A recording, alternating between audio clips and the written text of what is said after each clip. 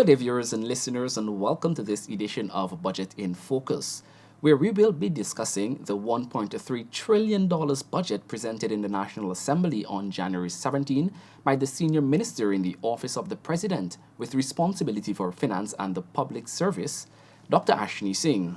Today, we will be taking a nosedive into the allocation for Amerindian development and the plans to fast track Amerindian's transformation.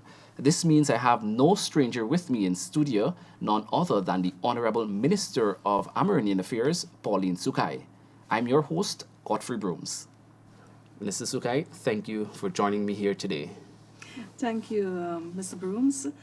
I'm very happy to also be on Budget in Focus. And yes, the budget has something for everyone. It is very substantial in its allocation to all the sectors. And I believe it's a budget that will propel the transition of Guyana into a greater country for its people. With respect to the budget and Amerindians, well, you would know that our program consists of a framework where we address economic support, a framework where we deal with programs for youth. We have also covered projects that will benefit the empowerment and advancement of women. We also have a welfare section or welfare allocation, which will address the plans for improving and bettering the support to education and also to Amerindians at large.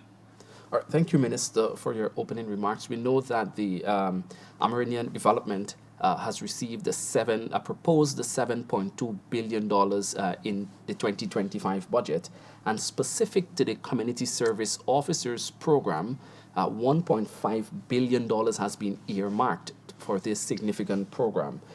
Can you tell me what success has this program gotten? Before I tell you what success we had, I just want to point to the fact that the PPP civic government is focusing on youths. In the budget itself speaks of a huge investment in young people, and the Amerindian youths are not left out from the bigger allocation and neither from the ones that the Ministry of Amerindian Affairs have to deal with. In our budget, we continue to support and advance the Community Service Officer Program on the YEAP, which is the Youth Entrepreneurial Apprenticeship Program. And that program has seen successes. In fact, it has dealt with the empowerment of young people, building capacities and competence, training, skill training, and of course, providing them with a foundation and a platform from which to launch into the labor market. We have seen more than 1,000 young people trained in various fields, in fields of tourism and hospitality, catering. We have trained in small engine repairs. We've trained in driving and licensing tractor drivers, more than 100 tractor drivers.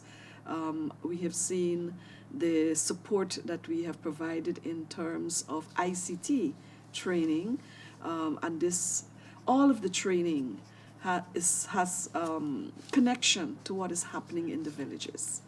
Entrepreneurship, young Amerindians should find an opportunity to invest.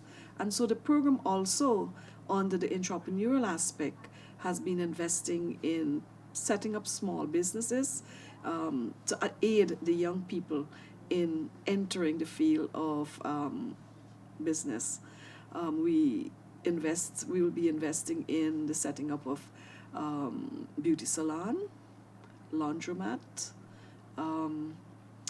mechanic shops, and of course, in the past, over the last 4 years, over the last 2 to 3 years, we've been also investing in other forms of entrepreneurship opportunities for young people under the CSO. In fact, the success has also shown us that we are not only they're not only engaged at the community level, but there's advancement in many fields. I spoke about advancement and the opportunities being created for the entrepreneurs. But we've also had, for example, CSOs elevated themselves to mayor. For example, the mayor of Madia was a CSO, the vice chairman of Madia was a CSO. We've had CSOs going into the teaching profession, in the health fields, and many young Tushaus all emerge from the CSO program. For example, Kanapang leader who is doing a wonderful, positive work to upgrade his village and to develop his village and transition it to a border tongue, came out of the CSO. Chiang Maut, Tushao in the past, and the current one were CSOs.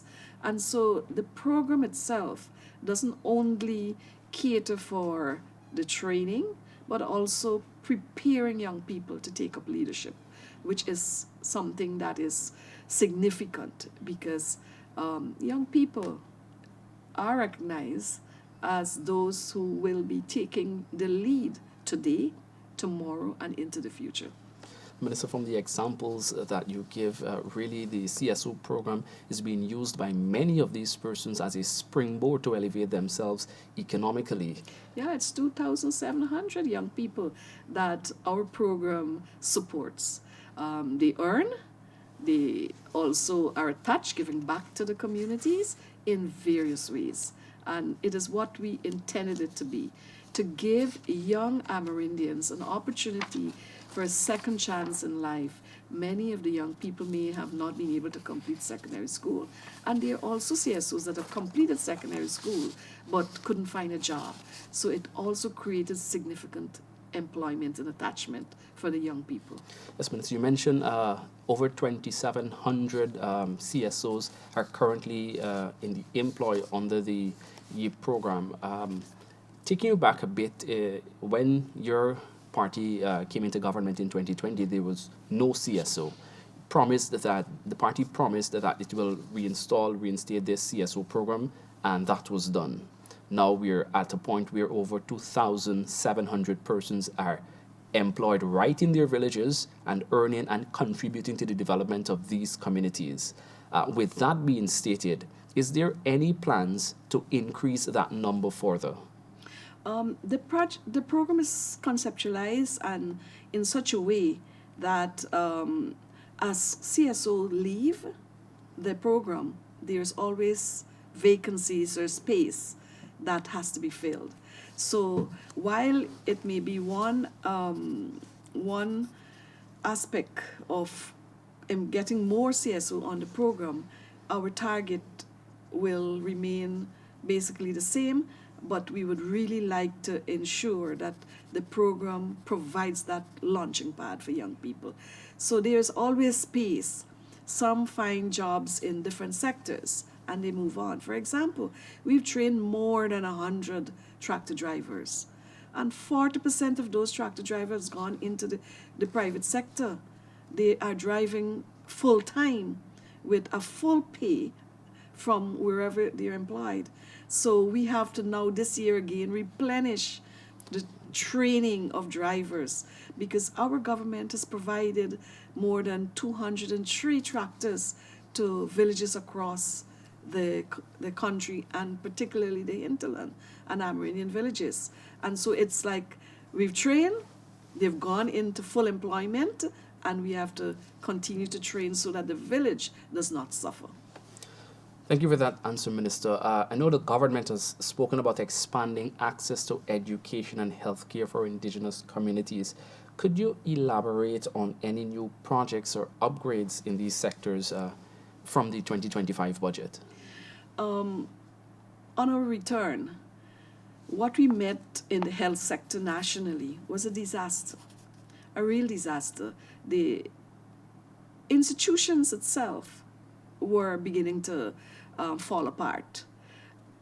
the period under the APNU for their 5 years and more months, the ones that they kept themselves in office illegally, was plagued by shortage of drugs, severe shortage of drugs across the hinterland, including the scandal of the drug, the drug, the bond.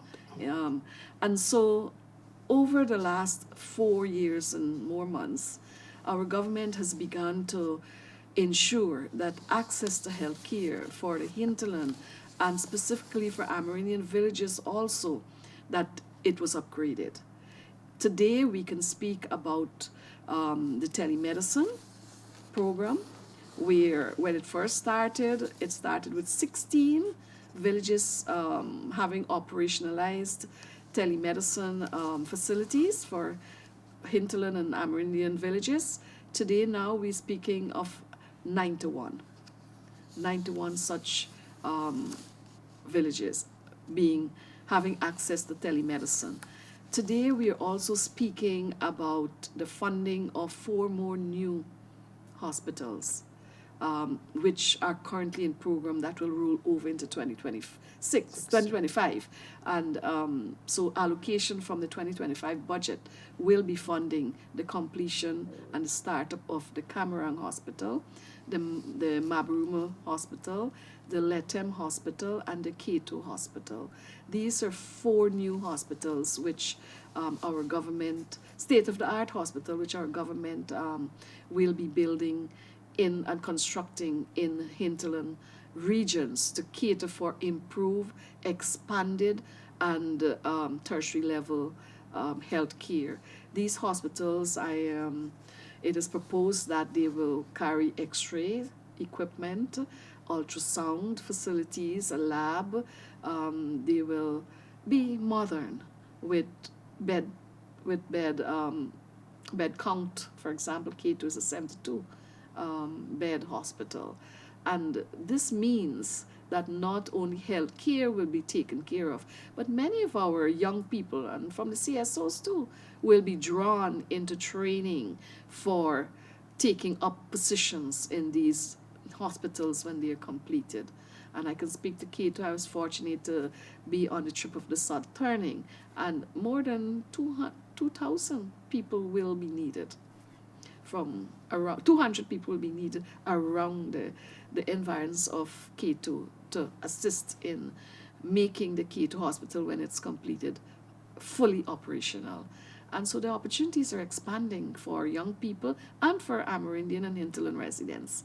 That has to do with health. With education, you would know that we expect that people will know by now, because we've been talking about it many times over, that when we came into office in 1992, schools in many villages were non-existent. Many people did not have a school to go in their village.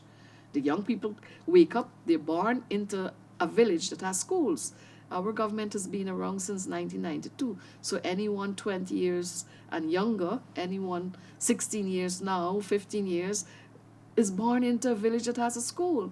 When we came into office, there was only one secondary school available for the entire hinterland, for a region in fact, and I will say entirely for the entire hinterland. Today we boast about 13 to 14 existing schools, and we're building others. For example, in Region 8, we're building 3. We're building one in Mykobi, one in Monkey Mountain, and one in, where is it? Another school in Myconi. I can't remember right now off the hand, but I'll let you know.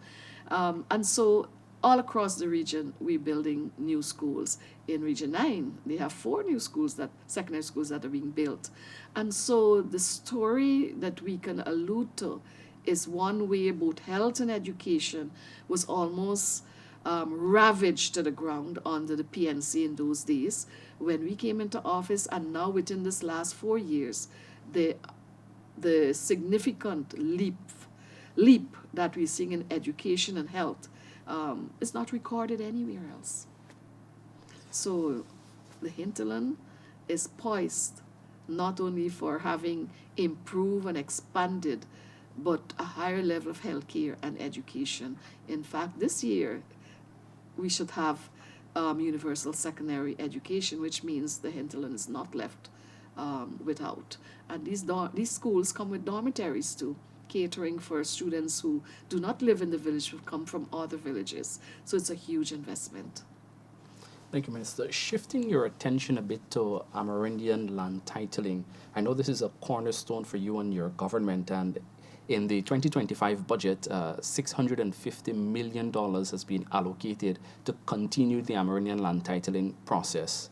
And I know, of course, for the past years, you've been titling and demarcating a whole lot of villages that would have come under your review. So, can you explain to us how this money is going to further secure these land rights for the Amerindians? The money is allocated to a program,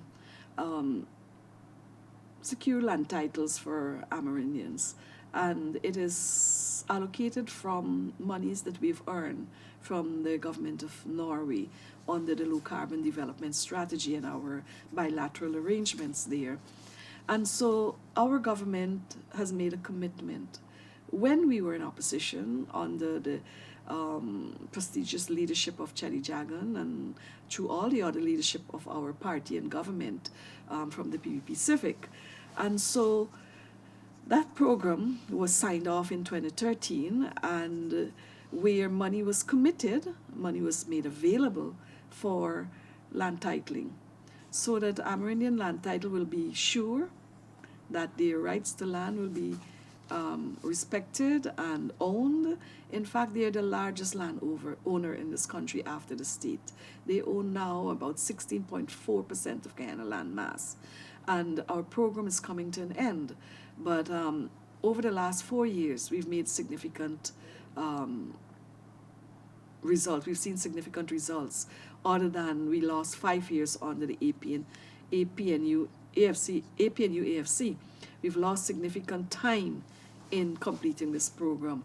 In fact, they have spent enormous sums of money, mainly on administrative activities, but the administrative activities did not lend itself to results in land titling or demarcation. The former minister of the Amerindian Indigenous Peoples Affairs was quite clear in the media, and it is a known statement that he was unable to title lands for Amerindian during his tenure. And so since 2020, when we returned, we began to accelerate the work. And I am pleased that as we speak, we've been able to demarcate and title much more than they have done. In fact, close to 20 communities over the last 3 years, I would say, we were able to address. And it's hard work. It is long, tedious investigations, working with the people, consulting with them. And when it comes to demarcation, it's not an easy throwback activity or exercise. It is one that takes the surveyors in the field, measuring every square mile of the land which has been approved for titling for Amerindians. And so as a minister, I'm pleased that my government continues to invest and to make allocation, even under this budget, the 650 million, and that will be invested in ensuring that we bring more lands under the ownership of Amerindians for those villages that have pending application for extension, and that we can advance also the numbers of surveys that has to be done. Of course, these are, like I said, it's hard work, takes time, and I don't envy anyone in our department, because they have to work hard to bring the results. Our government is result-based, and we judge on that when it gets to our performance, and also when we gets to election time. People has to judge us on our performance, our results, the impact it's having on people, the benefits that people are deriving from the allocation made in any budget, whether it's the 2024 budget or the 2025 budget or budget under the APNU. We have not seen many tangible results when they were in office for that 5 years. Thanks, Minister. I know that economic development remains a priority of the government. How does the 2025 national budget plan to stimulate sustainable economic growth in Amerindian communities, specifically in areas like agriculture, ecotourism, and handicrafts? The 2025 budget has huge investments that will benefit all of Guyana. And the hinterland, the focus on the hinterland and Amerindian villages is again included. And so the big infrastructure projects that will lead, that will develop highways into areas where there were none, where they will link various locations and regions will benefit indigenous villages as they pass through or as they come into close proximity. These are the bigger projects. But yes, power is one.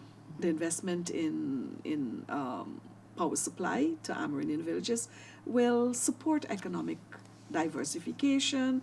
It will support economic growth. I want to allude here to the fact that our government invested in 4 solar farms. They invested in mini hydros, and they invested in solar panels, household solar panels, which is laying the foundation for a boost in economic activities. This will lend itself for more successes in investment in ecotourism, nature tourism, and tourism in general for the hinterland. It will support small economic cottage industry in areas where power can be provided. And so the investment in the budget at the larger macro level is going to support the hinterland communities and Amerindian villages in moving forward. For example, under the Amerindian budget, we earmarked to support tourism, we earmarked to support small cottage industry that will benefit village and women and young people, and we also will be supporting infrastructure development at the village level, because many of the presidential grant funds are invested in small bridges, footpaths, stellings. Other investment funds available are used to build guest house, multipurpose building, etc. So these all have linkage to economic opportunities and growth in small villages, including the training that we are doing with the CSOs. They'll all be relevant to supporting village economic growth and development. Thank you for that answer, Minister. And I know you alluded to the inclusion of youth. So I know that there's a strong emphasis on the inclusion of Amerindian youth, of course, in national development. Can you tell me more about these programs or initiatives planned to empower these young people in the villages? We have one major program, but it's all interlinked. It's interlinked into leadership. Obviously, youth will have to be part of leadership. It's interlinked into economic opportunities. It's interlinked into academic and educational goals. And it's interlinked into overall support to young people, culture and sports development. And so for us at the ministry, what we have done, besides the program, the CSO, we've also invested in, in collaboration with the Culture, Youth and Sports, with improving sports facilities and improving grounds, both from funds coming from the Culture, Youth and Sports Ministry and from the Ministry Amerindian Development Funds. Last year alone, we've put in $100 million for sports and upgrade of facilities and grounds, which match the Ministry of Culture, Youth and Sports investment in the Amerindian areas. So 142 such villages received from both ministries investment. In terms of youth involvement in culture and so on, you would realize that our government has invested almost $149 million in heritage, culture, and sports, where more than 742 young people will attend our heritage sports. And so youth feature a lot in the work that we do. They are a critical part of village development and nation building. Thank you, Minister. And will the budget address the improvement of indigenous language education, especially for the younger generation, to ensure the preservation of native languages? Um, Not extensively, um, but we have started. We've started with the Arawak language, we've done some with the Warao language, and of course, our budget will cater this year again for ensuring that we give support to culture groups. We will give support to villages that have embarked on preservation of languages, and of course, on what we call the sacred and areas that can be listed. Um, we've done some support to Manowaring and not Manowaring, Warmuri, when the mound, the shell mound that they have there, and in Region 7, some of the petroglyph has been documented and cleaned up and made known in Aishalton. We have done some work there too, and so some more of that will be catered for in our budget. Thank you, Minister. And we know the And of 2025. course, Sorry. don't forget, this country, Guyana, is highlighted through its 1 month of culture preservation through the Heritage Month activities. It is one country that has paid significant priority to ensuring that the Amerindian indigenous people of this country is recognized, the contribution is known, and it has become not only a national event, but internationally it is also pretty widespread. Our live streaming and our cultural extravaganza is live streamed through YouTube, and it hits the international viewers. Thank you for reminding me of that, Minister. Moving on, the 2025 national budget really sets a roadmap for the year ahead. Can you tell me what is your vision for the Amerindian Affairs Ministry, and how does the budget contribute to that vision? That's a big question. And to answer you in a nutshell, is that the Ministry of Amerindian Affairs is a very unique decision, a very important priority that the PPP civic government envisaged when they created the Ministry of Amerindian Affairs, so that our indigenous population will be integrated at the national level, both at the leadership level and at the national development level.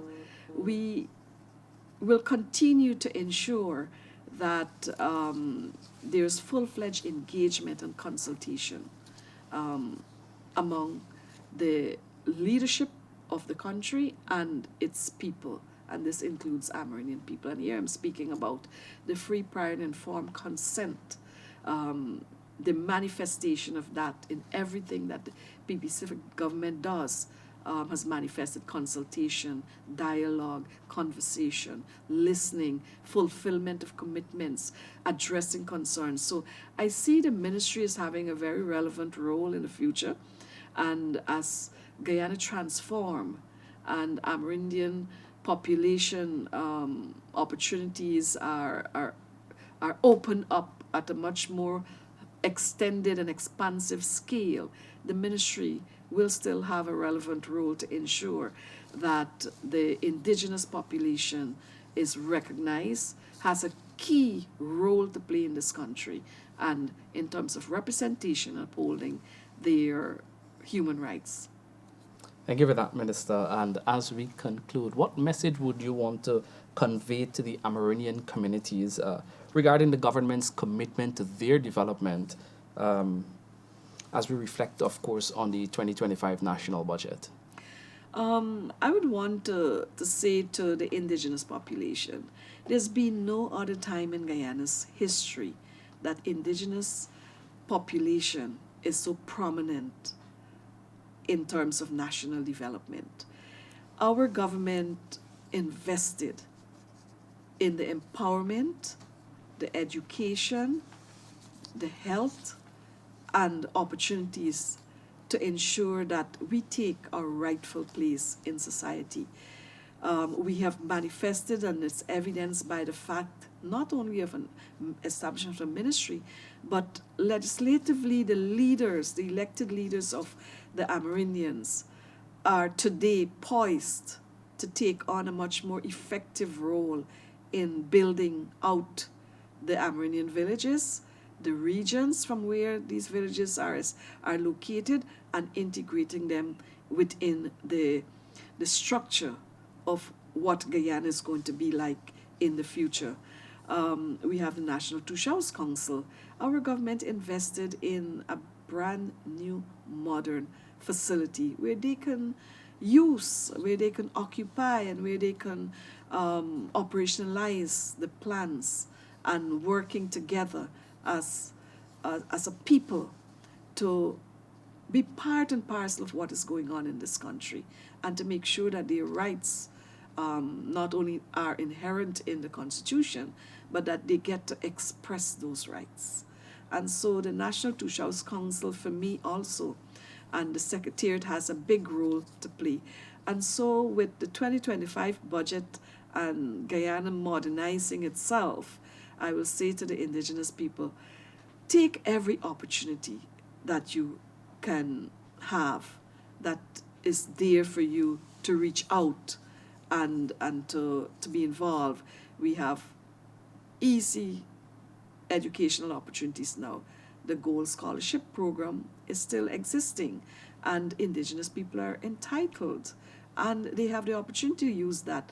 Today we have about close to 100 and more villages connected, and that is what it needs: connectivity, the available of data to be ensured that you can apply and that you can be able to be part and parcel of the Gold Scholarship Program. That will build you up to be able to take part in what is happening.